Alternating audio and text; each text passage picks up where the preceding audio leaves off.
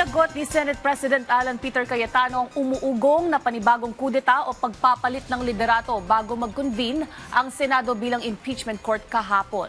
May report tungkol dyan si RR Tubise.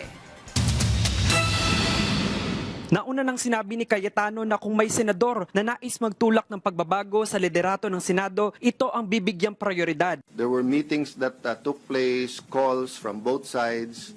May enticement, may pananakot. Bago ang pag-convene ng Senado, nagsagawa ng pulong ang minority block sa opisina ni Senate Minority Leader Tito Soto. Kabilang dito ang mga senador na sina Juan Miguel Zubiri, Bam Aquino, Francis Kiko Pangilinan, Risa Hontiveros, Erwin Tulfo, Rafi Tulfo, Sherwin Gatchalian at Lito Lapid. Pero matapos ang sesyon, walang naging botohan o formal na paggalaw para palitan ang liderato. Nagpahayag rin ng manifestation sina Zubiri at si Lapid na mapabilang sa minority. Samantala, nananatili ring nakabinbin ang ilang usapin sa Senado, kabilang ang suspension order laban kay Senate Sergeant at Arms Mau Alplasca. Sa gitna ng mga panawagan na siya ay magbitiw, nanindigan si Cayetano na kung papalitan man siya bilang Senate President, hindi umano matitibag ang Senado. The Senate is a target, di ba? Because we are the last line of defense sa pagdating ng hindi impartial na impeachment.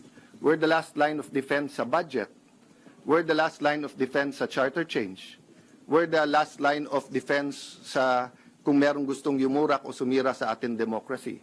Dagdag pa niya, kung may dapat umanong magbitiw sa pwesto, ito anya ang mga pumasok sa Senado at nagpaputok, hindi siya. Sa isang ambush interview naman, sinabi ni Pangulong Ferdinand R. Marcos Jr. na nakatutok siya sa mga nangyari sa Senado noong isang linggo. Pero ang kanyang komento kaugnay ng pagpapalit ng liderato sa Senado, I guess we'll just have to wait and see. samantala matapos ang pag-convene ng Senado bilang impeachment court, agad na nagtipon ang mga senador para talakayin ang committee chairmanship. RR Tubise para sa Pambansang TV sa Bagong Pilipinas.